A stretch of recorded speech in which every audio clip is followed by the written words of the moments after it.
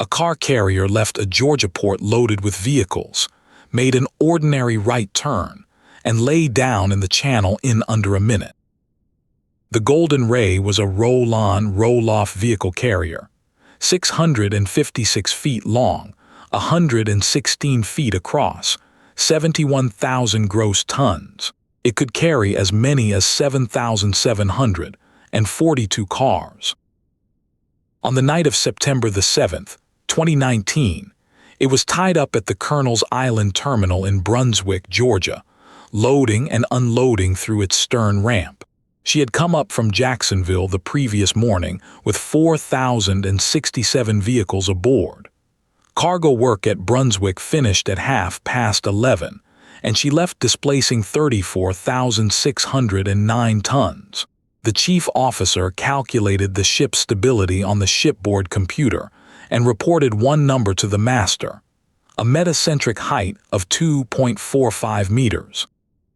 Before departure, the master ordered the portside pilot door opened, 7 feet by 7 feet, a watertight hatch in the side of the hull, ready for the pilot to step off outside the harbor.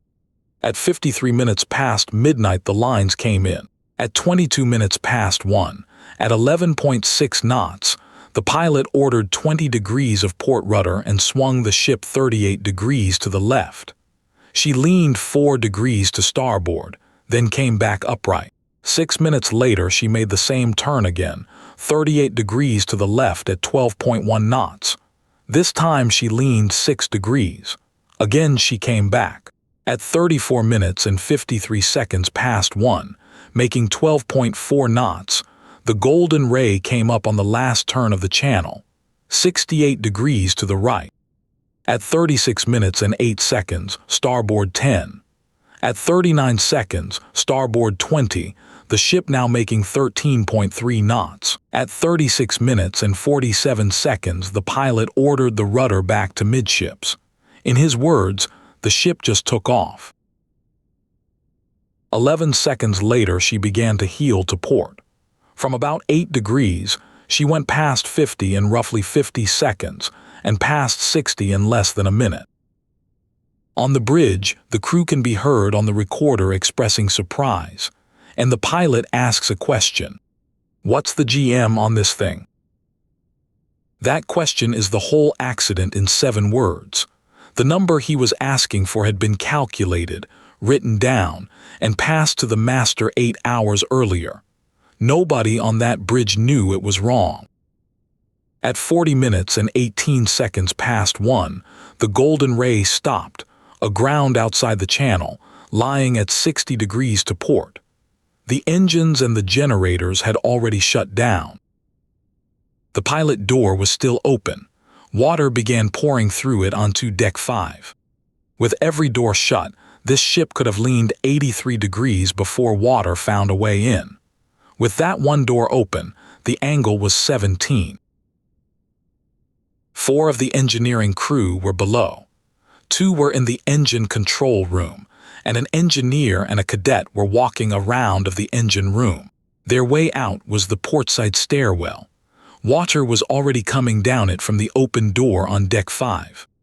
There was no lighting of any kind. One of them had a torch. As the ship settled further, the water inside rose and they climbed towards the high side. The air temperature in the engine room reached 155 degrees Fahrenheit. They eventually got into the flood water to keep cool. Above them, the rescue had been running since 2 in the morning. 11 crew were lowered off the bridge on a fire hose. 2 were lifted off by a Coast Guard helicopter. At 4:30, responders saw flames on the starboard side, in the vehicle decks. The fire burned for about 24 hours before it burned itself out.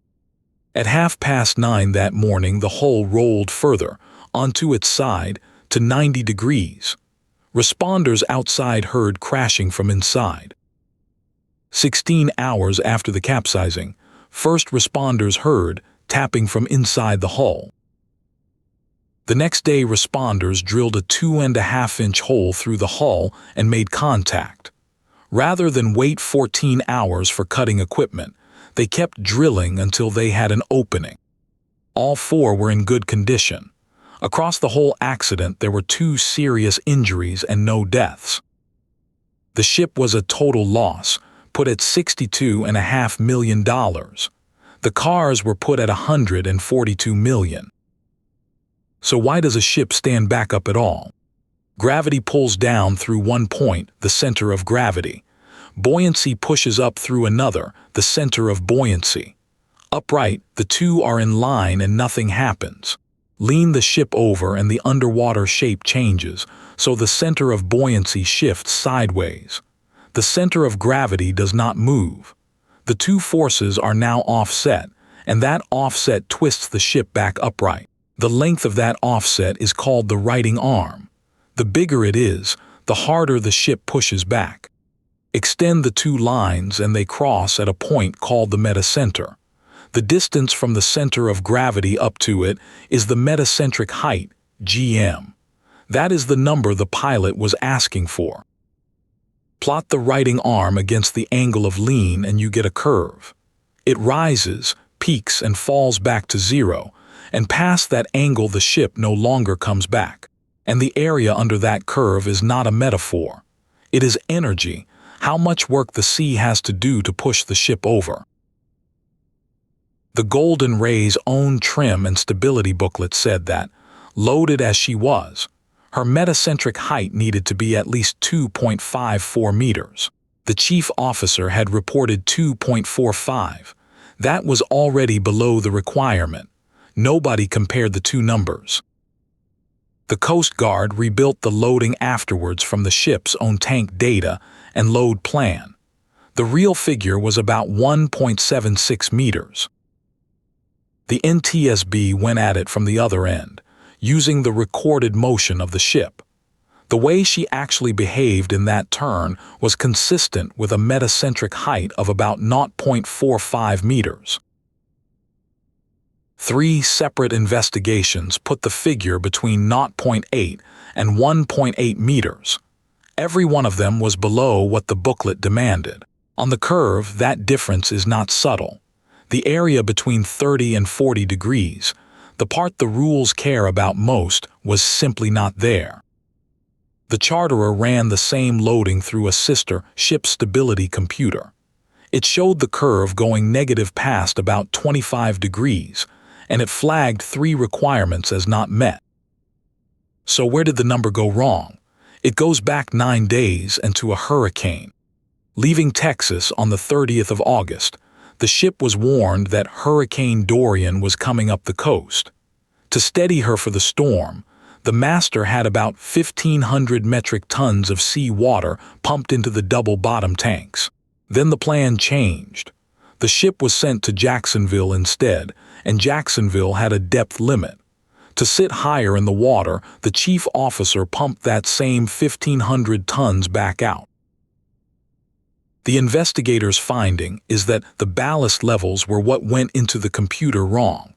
It is possible he never accounted for the water that had been pumped back out.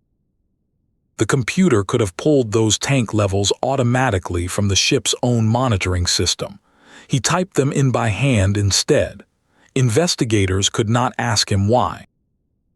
He had 13 years at sea and 10 as a chief officer. He had been on this ship for 6 months, and his training on its stability computer was a few hours from the man he replaced. He reported his number to the master. The master did not check it. The company had no procedure for checking it either. And this was not the first time. The 2 voyages before the accident had failed the same standard. She had been sailing outside the rules for days, and nothing on board had said so. The Coast Guard put a figure on the gap. Had she kept 1,492 tons of that ballast, she would have met the standard on all 3 voyages. The same analysis noted that she could have capsized on an earlier voyage if she had met worse weather or a tighter turn. The probable cause of the capsizing of the Golden Ray was the chief officer's error entering ballast quantities into the stability calculation program, which led to his incorrect determination of the vessel's stability. Contributing to the accident was the operator's lack of effective procedures for verifying stability calculations. The board made 2 recommendations, and both of them are about checking, not about seamanship.